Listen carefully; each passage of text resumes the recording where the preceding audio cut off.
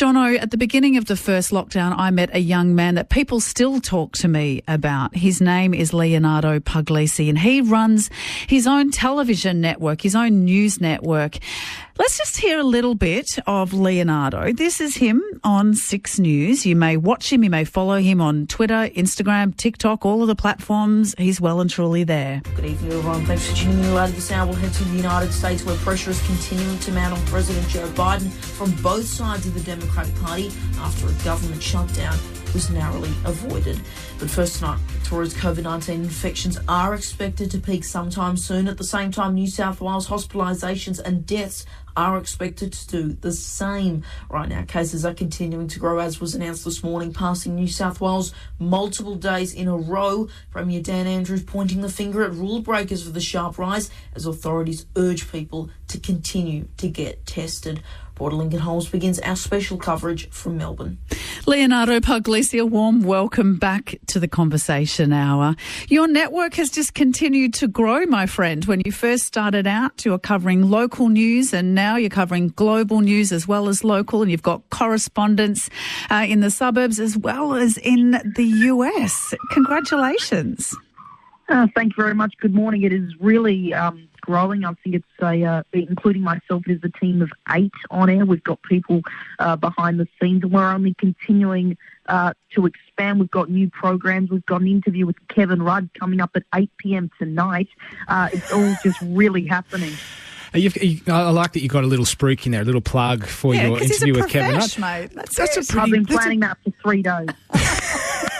Well, you did well, Leonardo. That's a pretty big name to get, though, Kevin Rudd. How did you do that? Well, we just reached out with his press team, as any journalist would do. Age aside, took about 3 months to organise, obviously taking into account school, but it happened last week when I was on school holidays, and it was really insightful, about 30 minutes, and it's just really interesting to hear what he has to say on a number of issues, including Anthony Albanese's leadership. Do you feel like you're taken seriously, Leonardo? And I mean, for the work that you do, you know, when you call someone like Kevin Rudd's, you know, press people to try and secure an interview with him, or when you're talking to maybe parents of friends, do people take the work that you do seriously?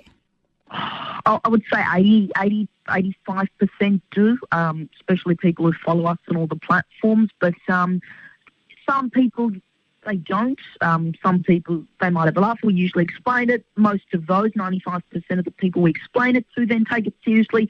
There's a few trolls. I mean, we've had someone say it was a deep fake, believe it or not. So clearly some just really can't believe it. But I'm here right now, clearly not a deep fake. So I think most take it seriously, and I appreciate people, including like yourselves in the media industry, are taking 6 News seriously, because it's not a joke. We wouldn't be going for interviews like this if we were just, you know, just a bunch of kids doing something in our spare time.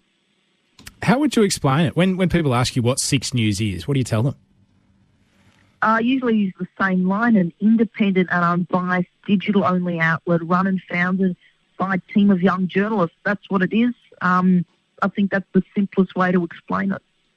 You've now got correspondents all around the world, as well as in the suburbs as well. And the fact that you're hiring and using other young people, it must feel amazing, Leonardo, to give people, especially in that age bracket that we're talking about today, that 12 to 15-year-olds, a voice.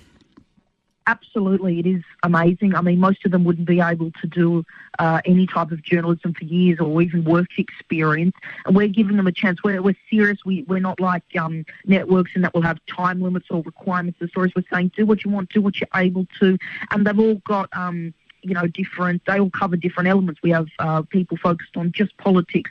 We've got chief reporter. We've got people in a bunch of the states, and also in the States, in the United States, as you mentioned before. So it is really amazing, and we could not do it without them. It is a team. It's not Leo Puglisi News. It is 6 News, and the entire team is just absolutely incredible. Oh, I just love that you're very magnanimous about that as well. You're very willing to take on everyone's contribution there. Busy for you, though. I mean, running a news network is not something that you can kind of do and it doesn't take up much time. It takes up a whole lot of time. You've been doing this from a city that's been in lockdown. You've got to balance your school commitments as well. How have you been going? How have you been doing it? Yeah, well, I'm missing a Zoom lesson right now for this interview, but that's all good. It's fun. I've managed to try to find a balance, I think. I mean, 6-time lucky with these lockdowns, but I think it's better when we've got more of a team. When I went on school camp, which ended early because of one of the lockdowns, I think it was the fifth one, the team were managing it. I had no idea because we had no electronics there, and they did an incredible job covering it. I had no idea till like 48 hours later, and it proves, I don't have to be there for 6 News to run as well as it does, I think, when I'm there as well. Do you worry about burnout, Leonardo, given how much you've achieved at such a young age? Do you think, oh gosh, how am I going to continue doing this? And what am I going to be doing when I'm 21, for example? I've got no idea, but when I'm 21, but I do sometimes worry, but thankfully we've never had a slow news day. There's always something to cover. And as you see, as I mentioned earlier, we're only just getting bigger and better, new programs, bigger interviews with high-profile people. Is it designed for young people? Is that your target audience? Yes and no. I mean, we're not trying to be like a kids' news service that dumbs it down or anything like that. There are other sites for that. We're more digital focused, and the thing is, digital is for anyone, which is why we're on the platforms, which is why we're not a carbon copy of the 6 p.m. news. We are slightly different, but we're also not aiming for the audience. We're not aiming to go for our age group. We're aiming for all age groups. We've got people in their 60s and 70s watching us, and we've also got people in their teens, and they're all, enjoying, which I think is really amazing. Leonardo, we wish you all the best. It's always amazing to speak with you, and congratulations on the work that you do. Take care, and hopefully we'll speak with you again soon. Absolutely. Thanks for letting me hear. That's Leonardo Puglisi. He's the anchor, the producer and the founder of 6 News AU. If you haven't seen his website, you've got to go on and take a look, Jono. It's incredible what he manages to achieve.